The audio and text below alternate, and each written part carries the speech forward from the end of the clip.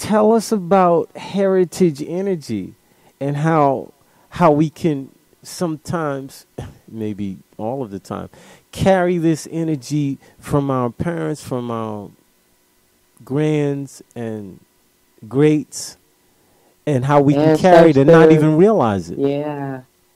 There's been this study called epigenetics. Hear me out. I'm going to say this in layman's term, but it's really, really important. It's epigenetics, EPIGENETICS. If anyone want to Google it, they want to do some research. But basically, it's really the study of the biological mechanism that turns our gene on and off. Right? So think about it. Dr. Joe Dispenza talks about epigenetics. Exactly. And a lot of other scientists and even other professionals are talking about this. Right. So you go to the doctor as a new patient, they have you fill out this form.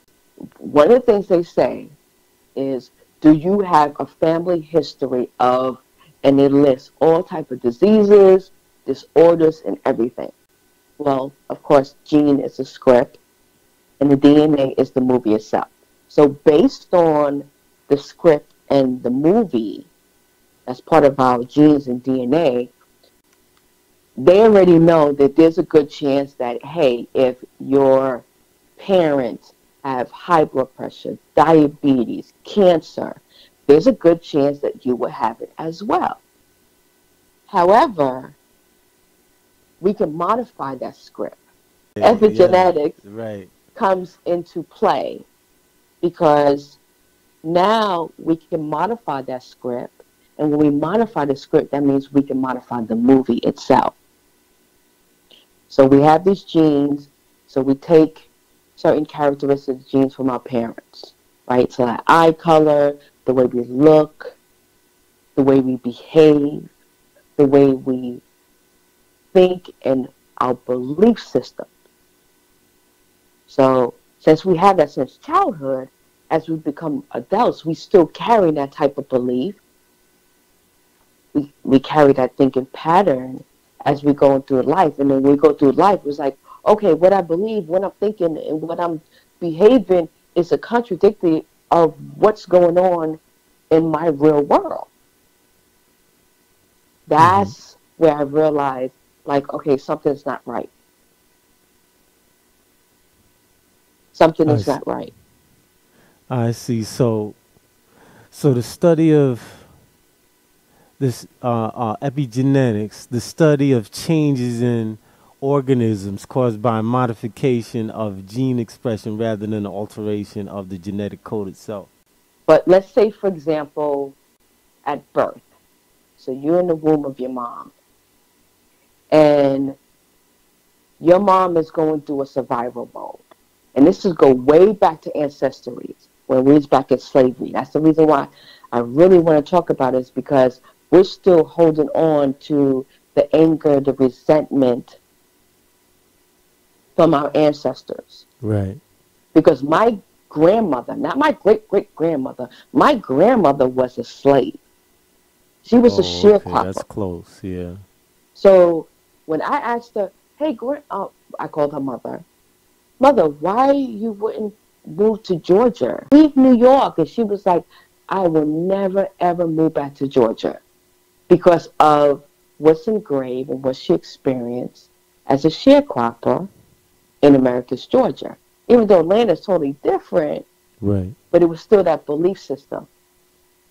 So that belief system is going to trickle down to generations unless someone decides to make a change in their belief. Absolutely. So if you was born and your mom or your dad, or nowadays, there's broken homes. So if the mom was always in survival mode, and as you grow up, she's going to teach you, look, whenever you get some food, get it. Store it up, keep it up, save it, freeze it. Right? Why you think most of the fast food restaurants have the dollar menu? Think about it. So it's cheap.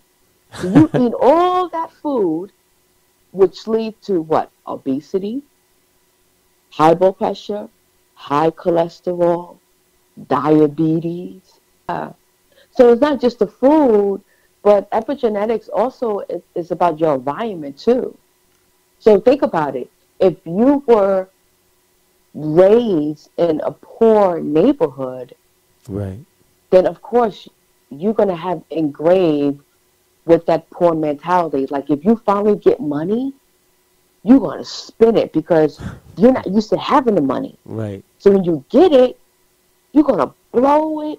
Like, and people will say, well, why you just say it was saving? What the hell are you talking about saving? Yeah. It's interesting that you say that. Yes, a lot of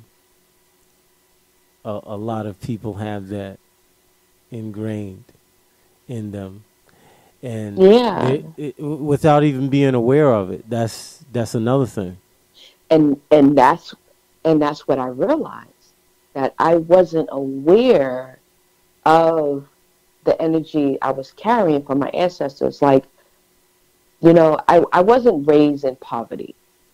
I wasn't raised in poverty. But I remember when I was growing up, when I was younger, my mom, she used to always say this phrase like, we are poor, even though she wasn't poor. Because she was the first one in the 80s to get a microwave in the neighborhood. So she wasn't poor, but because something happened, I don't know the whole story, because parents don't tell you the whole story. Something happened where she felt depressed, she started crying, and it was about a bill. So as I was going through life and got married and, was had my son, if I saw a bill and I didn't have enough money to pay that bill before this connection, I started crying. Mm. Because that was a behavior A that I learned was behavior. used to seeing. A learned behavior. Exactly. Right. What age were you when you said? Because they said we are like more in an alpha Oh, I state where was we're like, taking stuff in I between the guess, ages of 2 and 7. well, I don't remember like at 2 years old, but I remember maybe 7 to 8, Right. Okay. 9, 10 years old. But as I got older, my siblings was much older, so my mom made sure that they pay rent. That was that was my thing with my family.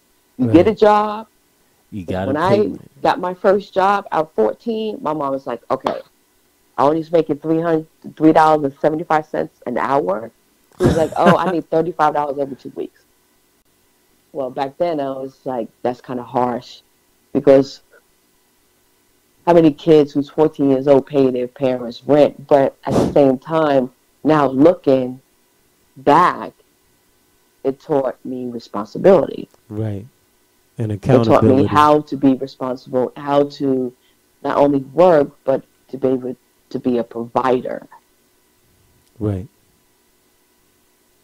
You know, And nowadays, do you think that that's an important thing to share with our young people, our young adults, to yes, instill that kind of because you accountability gotta and you gotta responsibility? think about it. I was kind of fortunate to have both of my parents, but my dad worked a lot, so I didn't see him as much. I really didn't start rebuilding a relationship with my dad until I moved here to Atlanta. So I was talking about 15, 16 years old. But prior to that, he was working around the clock Mm. because he was the provider. Because my Right. mom was to stay at home. She stayed at home, Oh, I you see. know. So for those who was raised in a single parent household, yes, how that mother was feeling at the time, maybe at birth, maybe all the way to that child was 7 years old, if she's stressing about money, if she's in survival mode, so they're very receptive of what's going on, the feeling. Right. There was times where I was crying because it was like I don't know how I was going to pay the bill, and my son came up to me. He was like maybe 10, 11 years old, and he was like, "No, I don't like you crying. I'm going to go out and I'm going to find some money for you. So he went and the Xbox game back then. So he went and traded that in exchange for some money. Wow. But that's what it's kind of engraved in him too, because it's like, I got to be able to hustle. I got to be able to do what I need to do to be able to make my mom happy. And I think more kids that has been engraved, especially at a very young age, they have a totally different mentality. Like, who really stays at a job for 20, 25 years? Those are baby boomers. Right. Right? Right. That was like, the generation before us. Yeah. Yeah. So in Baby this, boomers, the that's millennium right. Baby, generation, right. it's Every 5 years or tough. less, they're changing jobs. Yeah. Yeah. And the age of pensions and basically pensions. Yeah, it's changed a lot. People now have to learn how to save and invest and prepare for tomorrow without pensions. Yeah. It's definitely a different time right now. So. But yes, to wrap things up, being carriers or having the energies transferred to us, and just being aware that we're much more than we think that we are. We might think that we're our own person, but actually we're a collaboration. The fascinating thing is with epigenetics is reversible. That means you can modify and alter your gene expression. Right. But how? How do we do reprogramming your thought process, reprogramming your belief system, reprogramming your emotions. That's it.